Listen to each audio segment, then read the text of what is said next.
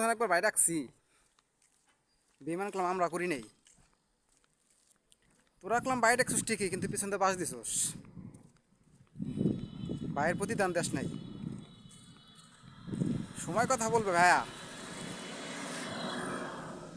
সবার উপকার আইছি, কিন্তু আমি কারো উপকার পাইনি। কথা কিন্তু বাস্তব। দেখা হবে ময়দানে, কথা হবে সামনাসামনি। সমালোচনা বাদ দাও, নিজের গান নিজে গাও।